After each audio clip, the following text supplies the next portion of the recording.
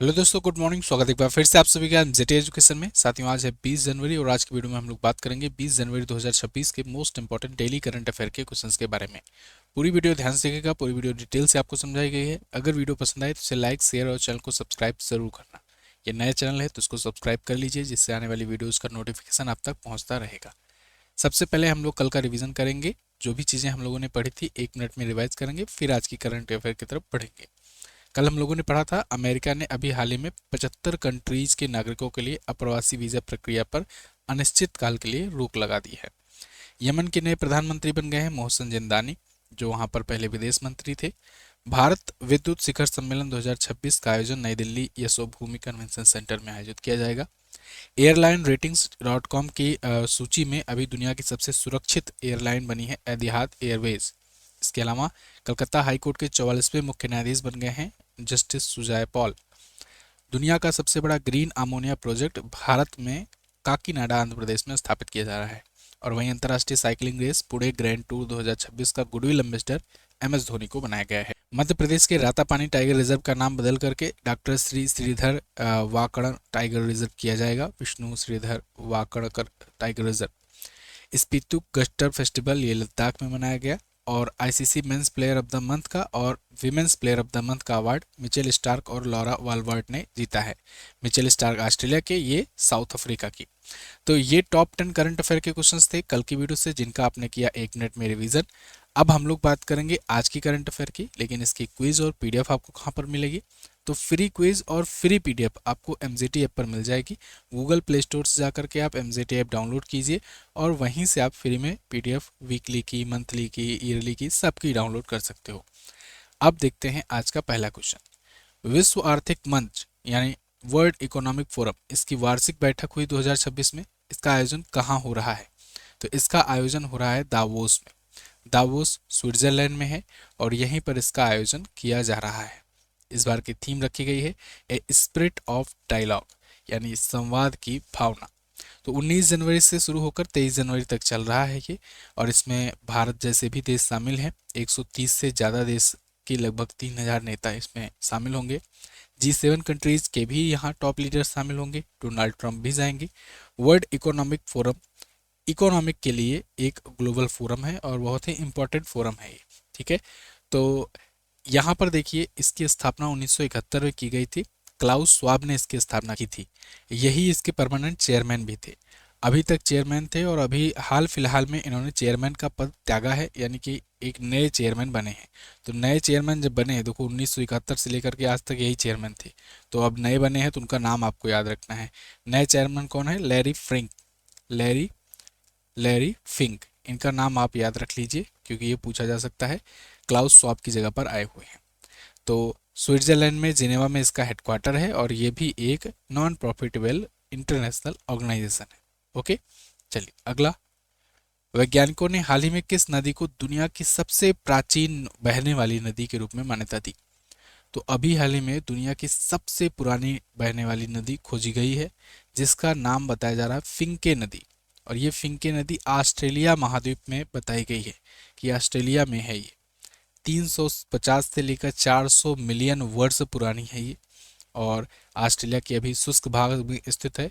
हालांकि बारिश के मौसम में इसमें पानी भर आता है, वरना ये सूखी ही रहती है अक्सर। और ये वहाँ की जो सबसे प्राचीनतम पर्वतमाला है ना, उसके भी ये पुराने उससे भी ये पुरानी बताई जाती है। मैकडोनाल्ड रेंज से भी पुरानी है। तो खैर 30 से 40 करोड़ वर्ष पुरानी बताई जा रही दुनिया की सबसे पुरानी बहने वाली नदी फिंके नदी। अच्छा, इसको एक और नाम से जाना जाता है, लारा पिंटा। लारा पिंटा भी इसी का नाम है, जो वहाँ की एब्रोजिनल भाषा में बोलते हैं। तो दोनों नाम याद रखना। फिंके नदी कहाँ पर? ऑस्ट्रेलिया में। क्या खूबी? दुनिया की सबसे प्राचीन नदी। तो वर्ल्ड मैप में आप देखोगे, ये रहा अपना प्यारा भारत और यहाँ पर आपको ऑस्ट्रेलिया दिख जाएगा, जो कि एक अलग ही महाद्वीप है, दुनिया का सबसे छोटा महाद्वीप है। ठीक है, तो ऑस्ट्रेलिया महाद्वीप। ओके, चलिए अगला। ये ऑस्ट्रेलिया के बारे में और स्टैटिक जानकारी। यहाँ की करेंसी डॉलर होती है। एंथनी एल्बनीज यहाँ के प्रधानमंत्री हैं। इंग्लिश लैंग्वेज यहाँ भी चलती है। कैनबरा इसकी राजधानी होती है। ओके, और राष्ट्रीय पशु कंगारू होता है। ऑस्ट्रेलियंस को भी कंगारू ही कहते हैं।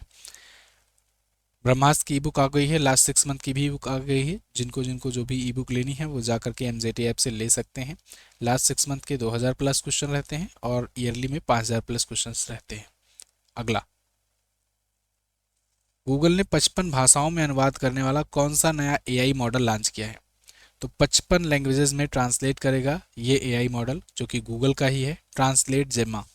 ट्रांसलेट जेमा नाम है इसका, याद रखना, क्योंकि इसमें आप कंफ्यूज हो सकते हो। ट्रांसलेट जेमिनी भी पूछा जाएगा या गूगल ट्रांसलेट करके ऑप्शन में रहेगा, तो वो सब ऑप्शन आप लगा सकते हो, इसलिए आपको याद रखना है इसको, ट्रांसलेट जेमा। ठीक है, 55 लैंग्वेजेस में एआई के माध्यम से ये ट्रांसलेशन करेगा। तो जेमा 3 आर्किटेक्ट पर ये आधारित है, जो कि गूगल का एक नया मॉडल है। मोबाइल, क्लाउड, लैपटॉप सबके लिए ये काम करेगा, सबके लिए अलग अलग वर्जन इन्होंने लॉन्च किए हैं। जैसे मोबाइल के लिए 4B, लैपटॉप के लिए और हार्डवेयर या पीसी के लिए 12B, 27B क्लाउड और हाई एंड सिस्टम के लिए।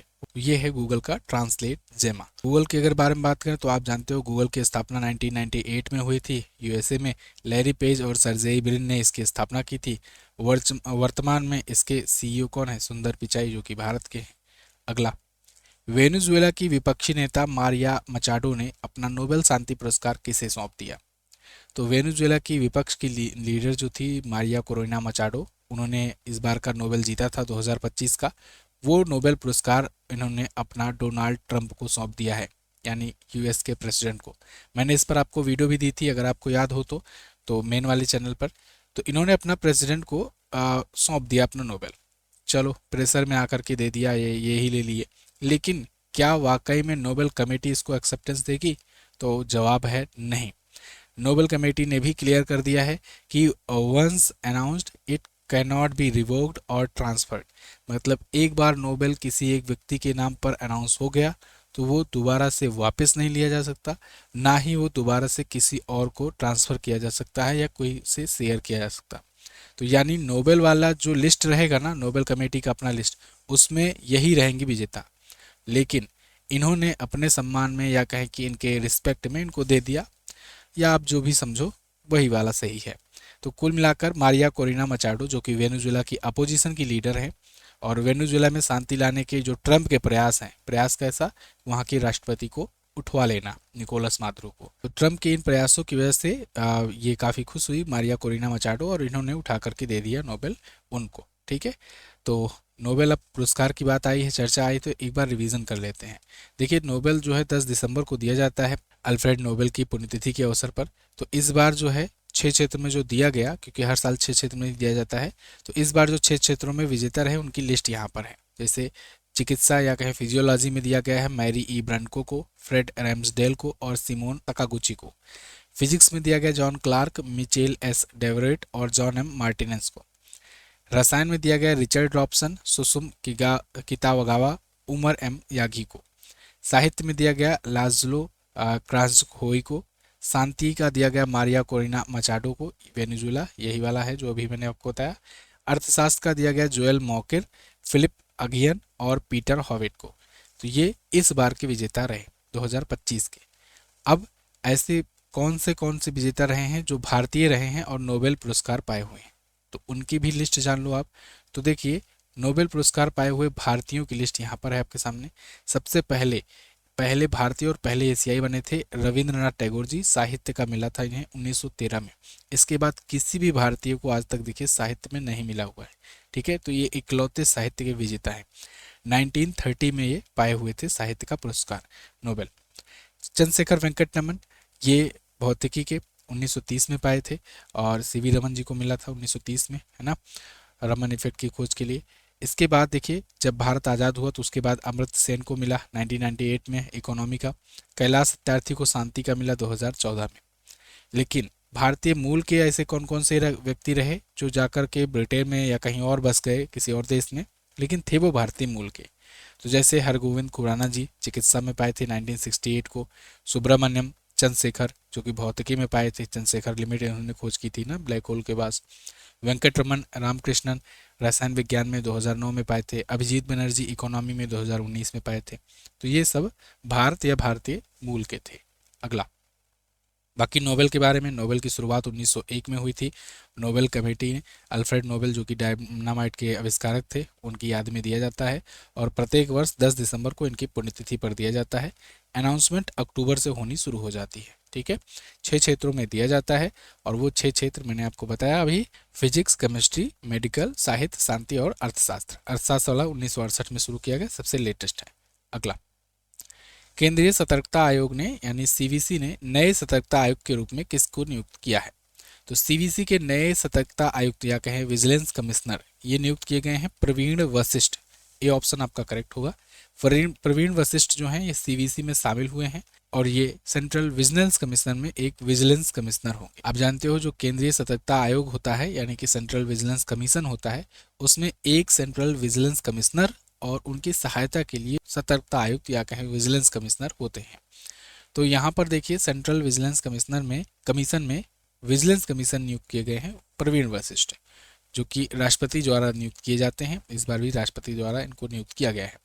1991 बैच के बिहार कैडर के अधिकारी हैं। तो ये जब विजिलेंस कमिश्नर हैं तो सेंट्रल विजिलेंस कमिश्नर कौन है वर्तमान में? तो याद रखना सेंट्रल विजिलेंस कमिश्नर है प्रवीण कुमार श्रीवास्तव। प्रवीण कुमार श्रीवास्तव, पीके श्रीवास्तव। ठीक है ना, इनका भी नाम याद रखना। अगला, भारत ने अपनी पहली खुली समुद्री मछली पालन परियोजना कहाँ पर शुरू की है? तो पहली खुली समुद्री मछली पालन परियोजना जो है अंडमान सागर में शुरू की गई है। कहाँ पर? अंडमान सागर में। अंडमान सागर आप जानते होंगे कहाँ पर है। अंडमान सागर ना अंडमान निकोबार के पास में, अंडमान जो द्वीप है उसके पास के सागर को अंडमान सागर कहते हैं। तो वहीं पर भारत की पहली ओपन समुद्री मछली पालन परियोजना शुरू की गई है। अच्छा, वहाँ की राजधानी पोर्ट ब्लेयर को विजयपुरम भी किया गया था, ये भी याद रखना। तो जो अपने केंद्रीय पृथ्वी विज्ञान राज्य मंत्री हैं डॉक्टर जितेंद्र सिंह जी, इन्होंने इसका उद्घाटन किया है, इसे लॉन्चिंग करी हुई है। 18 जनवरी को इसका शुभारंभ किया गया है। तो इसमें सीबास और कोबिया जैसी मछलियों के केज बेस पालन के साथ सीवेट खेती भी शामिल है। तो ये भारत की पहली ओपन समुद्री मछली पालन परियोजना है। कुछ और पहले से रिवीजन करते हैं। जैसे भारत का पहला संप्रभु आर्टिफिशियल इंटेलिजेंस पार्क तमिलनाडु में खुल रहा है। डीप टेक स्टार्टअप नीति पहली समर्पित, ये भी तमिलनाडु में। भारत की पहली एआई क्लिनिक ग्रेटर नोएडा के जिम्स में। और स्वदेशी एमआरआई स्कैनर बेक्सल ग्रिड विकसित करेगा। रोलिंग बजट पहला लाएगा मध्य प्रदेश। राज्य स्तरीय multinational park tiger corridor Madhya Pradesh. पहला वन विश्वविद्यालय गोरखपुर में। पहला वन्यजीव सुरक्षित सड़क NH45 पर मध्य प्रदेश में। पहली पूरी तरीके से स्वदेशी हाइड्रोजन फ्यूल सेल यात्री नौका वाराणसी में। पहला लैम सिस्टम DRDO। पहला स्वदेशी बाम्बर UAV बेंगलुरु। अगला, इंजीनियर्स इंडिया लिमिटेड यानी EIL ने किस नदी के नीचे सबसे लंबी HDD पाइपलाइन क्रॉसिंग बना करके विश्व रिकॉर्ड बनाया?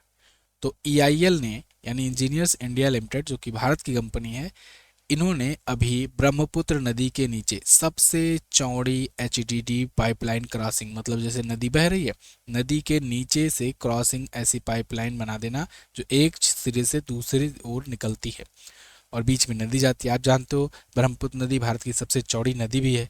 एक टाइम पर तो ये 8 किलोमीटर चौड़ी हो जाती है असम में, लेकिन फिलहाल यहाँ पर 4 किलोमीटर की ही चौड़ाई वाला ये HDD पाइपलाइन क्रॉसिंग अभी बनाया गया है। तो 4.058 किलोमीटर का, यानी कि इसे 4058 मीटर भी कह सकते हो। तो ये HDD पाइपलाइन क्रॉसिंग है, कुछ इस प्रकार से ऐसे ये क्रॉस करती है। ठीक है ना, पाइपलाइन बोर होता है। तो इस हिसाब से ये वहाँ की तस्वीरें हैं। तो इंजीनियरिंग और तकनीकी का ये एक उत्कृष्ट उदाहरण है। एक बार फिर से भारत ने एक नया विश्व रिकॉर्ड बनाया है और इम्पॉर्टेंट बात यह है कि EIL ने अपना ही रिकॉर्ड तोड़ा है। इन्होंने इससे पहले गंगा नदी के नीचे लगभग 4027 मीटर लंबी HDD क्रॉसिंग पूरी की थी और अब वही ये पूरा कर रहे हैं। कितना? 4058 मीटर, यानी कि 30-31 मीटर और लंबी है ये। तो 26 इंच इसका व्यास है, यानी कि इसका जो डायमीटर है वो 26 इंच का है। अब आप कहोगे सर ये HDD क्या है? HDD मतलब होता है हॉरिजॉन्टल डायरेक्शनल ड्रिलिंग। तो हॉरिजॉन्टल डायरेक्शनल ड्रिलिंग पाइपलाइन है ये। ठीक है ना, हॉरिजॉन्टली ये ऐसे डायरेक्शन में ड्रिल होता है। अगला, किस राज्य सरकार ने 3 से 6 वर्ष के बच्चों को मातृभाषा में शिक्षा देने के लिए आमे पढ़िबा आमा भसारे योजना शुरू की? तो ये शुरू किया है ओडिशा गवर्नमेंट ने। 3 वर्ष से 6 वर्ष के जो छोटे बच्चे हैं उनको मातृभाषा में, उनके मदर लैंग्वेज में शिक्षा दी जाएगी। इसके लिए आमे पढ़िबा आमा भसारे योजना शुरू की गई है। ये न्यू एजुकेशन पॉलिसी पर आधारित है जो कि 2020 में आई थी, और इसमें पहले ही चरण में 6 आदिवासी बाहुल जिलों में इसे लागू किया जा रहा है। इन 6 आदिवासी जिलों में कौन कौन से जिले हैं, जैसे कौंझोर, कंधमाल, गजपति, रायगढ़, नबरंगपुर, ठीक है, और मलकानगिरी। तो ये 6 जिलों में अभी शुरुआत में शुरू किया जा रहा है। 5 वर्ष की योजना है, देखा जाएगा 5 वर्ष में इसका क्या इफेक्ट आता है, फिर इस हिसाब से और बड़े लेवल पर इसको रोल आउट किया जाएगा। न्यू एजुकेशन पॉलिसी की अगर बात करें तो नई शिक्षा नीति आप जानते हो 2020 में आई थी। 1986 के बाद 34 सालों के बाद ये दोबारा से लॉन्च की गई थी, मतलब कि दूसरी वाली जो आई थी 1986 में आई थी शिक्षा नीति भारत की, ठीक है। न्यू एजुकेशन पॉलिसी लागू करने वाला पहला राज्य बना था कर्नाटक, दूसरा राज्य बना था एमपी, ये भी याद रखना, ठीक है, पूछा जाएगा आपसे। अगला, वैश्विक शासन नेतृत्व पुरस्कार से किसे सम्मानित किया गया? तो अभी वैश्विक शासन नेतृत्व पुरस्कार पाए हुए हैं प्रोफेसर धीरज शर्मा। प्रोफेसर धीरज शर्मा आपको यहाँ पर दिख रहे हैं, ये आईआईएम रोहतक के निदेशक हैं, यानी Indian institute of management Rohtak के ये निदेशक यानी डायरेक्टर हैं प्रोफेसर धीरज शर्मा। तो इनको इनके असाधारण नेतृत्व और शिक्षा में योगदान के लिए ये अवार्ड दिया गया है, वैश्विक शासन नेतृत्व पुरस्कार। इंटरनेशनल अवार्ड है तो इसका महत्व ज़्यादा होता है ना। तो 46वें विश्व प्रबंधन कांग्रेस के दौरान इनको दिया गया है ये पुरस्कार। 1400 से ज़्यादा नामांकन थे और उसमें इनको चुना गया है। अगला है, भारत के 92वें नंबर के शतरंज के ग्रैंड मास्टर कौन बने? तो 92वें शतरंज के ग्रैंड मास्टर बन गए हैं आर्यन वार्ष्णेय। सी ऑप्शन आपका करेक्ट होगा। भारत में अब 92 शतरंज के ग्रैंड मास्टर हैं। सोचिए 1988 में पहला ग्रैंड मास्टर मिला था भारत को, और वो थे विश्वनाथन आनंद जी। विश्वनाथन आनंद भारत के पहले ग्रैंड मास्टर थे। उसके बाद उन्होंने और उनकी टीम ने, साथ ही साथ और भी युवाओं ने आगे ऐसे प्रेरित किया पूरे भारत को शतरंज में, जिसकी वजह से भारत को ग्रैंड मास्टर पे ग्रैंड मास्टर मिलते चले गए। और आज 30 से 35 सालों में देखिए 92 ग्रैंड मास्टर हो गए हैं भारत में अकेले। ग्रैंड मास्टर के लिए, ग्रैंड मास्टर वैसे एक शतरंज का एक नॉर्म्स होता है, एक अचीवमेंट होता है शतरंज में, और ग्रैंड मास्टर की उपाधि तक पहुंचने से पहले इंटरनेशनल मास्टर, नेशनल मास्टर, ये सब होना होता है। तो रेटिंग्स होती है, ईएलओ रेटिंग होती है, ईएलओ पॉइंट्स। ऐसे ऐसे ग्रैंड मास्टर बनने के लिए 2500 ईएलओ पॉइंट आपके करियर में होना होता है, स्कोर होना होता है। तो 2500 येलो पॉइंट स्कोर हासिल कर लिया है आर्यन वार्ष्णेय ने, और ये बन गए हैं भारत के 92वें नंबर के ग्रैंड मास्टर। कहाँ से आते हैं? तो ये न्यू दिल्ली से आते हैं, न्यू दिल्ली से आते हैं। वैसे आप देखोगे ना, नॉर्थ इंडिया में कम ही ग्रैंड मास्टर हैं, साउथ इंडिया में बहुत ज़्यादा ग्रैंड मास्टर है। साउथ इंडिया में चेस को ज़्यादा बढ़ावा दिया गया है। इन्होंने अभी ये अर्जेंटीना में आयोजित एक इवेंट में हासिल की है उपलब्धि। तो साथियों, ये थे आज के दिन के टॉप 10 करंट अफेयर के क्वेश्चंस। आई होप आपको वीडियो पसंद आई होगी, इंटरेस्टिंग लगी होगी। अगर पसंद आई है तो इस वीडियो को लाइक कीजिए, शेयर कीजिए, और इसकी पीडीएफ आपको रात को 9 बजे मिल जाएगी। रात को 9 बजे आप टेलीग्राम चैनल से भी डाउनलोड कर सकते हो। इसके अलावा आप एमजेटी ऐप से भी इसे डाउनलोड कर सकते हो। वहीं पर आपको क्विज भी मिलेगी, हमारी ई बुक वगैरह भी एमजेटी ऐप पर ही मिल जाएगी। कल मैंने आपसे पूछा था लोकपाल और लोकायुक्त अधिनियम ये कब आया था, भारत में कब लागू हुआ था? तो 16 जनवरी 2014 को लागू हुआ था, इसलिए हम लोग 16 जनवरी को लोकपाल दिवस मनाते हैं। वर्तमान में डीआरडीओ के अध्यक्ष कौन है? समीर वी कामत जी हैं। आज आपको क्या बताना है? आज बताना है एतिहाद एयरवेज के शीर्ष के पर आने के साथ ही पहली बार किस क्षेत्र की एयरलाइन ने यह स्थान प्राप्त किया है। तो एतिहाद एयरवेज के बारे में मैंने लास्ट दिन आपको बताया था, आप बताइए, वही आंसर है क्वेश्चन। डॉक्टर विष्णु श्रीधर वाकड़कर को 1975 में किस सम्मान से सम्मानित किया गया था? कमेंट करके दोनों क्वेश्चंस का जवाब दीजिए। अभी इन्हीं के नाम पर एक नेशनल पार्क का नाम रखा गया है। थैंक यू सो मच यहाँ तक वीडियो देखने के लिए। करंट अफेयर पढ़ना चाहते हैं हमसे वीडियो कोर्स के माध्यम से तो संकल्प बैच लीजिए, और जीएस पढ़ना चाहते हैं हमसे आप तो आप जीएस सफलता 4.0 बैच लीजिए।